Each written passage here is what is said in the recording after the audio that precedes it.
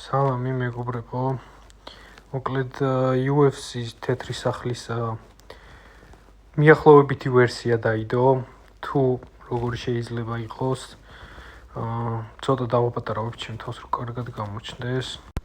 მოკლედ ესე გამოიყურება, კარგად ჩანს სურათში. White House-ი იქნება შუაში და წინ იქნება არენა გამართული, დადგავენ არენას.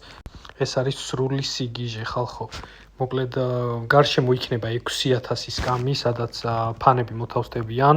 იქნება დიდი მონიტორები დამონტაჟებული და როგორც ამბობენ, კიდევ უფრო გარეთ იქნება 100000 დასაჯდომი ადგილი, სადაც ცალკე კიდე იქით მოთავსდება ხალხი. ეს ხალხი ძირითადად დიდი ალბათობით ვერ დაინახავენ რინგს, მაგრამ აი მონიტორებიდან შეძლებენ რომ ადევნონ თვალყური.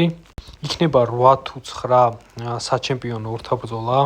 ეს თვითონ როგორც დონალდ ტრამპმა თქვა, წესით ყველა ზონაში უნდა ვიხილოთ საჩემპიონო ორთაბრძოლა და პლუს BMF-ი და შეიძლება დიდი ალბათობით მგონია რომ თუ მართლა ესე იქნება, რამე კამარსაც, რამე თავიანთ კამარს კიდე სპეციალურად ამ ივენთისთვისაც დაამატებენ. ხოლო თარიღს რაც შეეხება 14 ივნისია, თვით დონალდ ტრამპის დაბადების დღე და რა ვიცი, მოკლედ მთელი მსოფლიო ამ ივენთს ელოდება.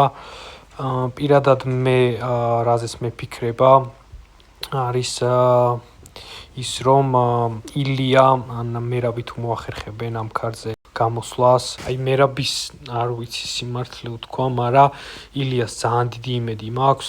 აი ეს თავის პრობლემები თუ მოაგვარა მაგ დროისთვის ივნისამდე, ძალიან დიდი შანსია რომ ილია ჩასვან იქიდან გამომდინარე, რომ UFC-ს ილიასნაირი სუპერსტარი ახლა არ ყავს. დიდი იმედი მაქვს რომ ამ ისტორიულ ივენთს ჩვენი ერთი ქართველი მაინც დაამშვენებს.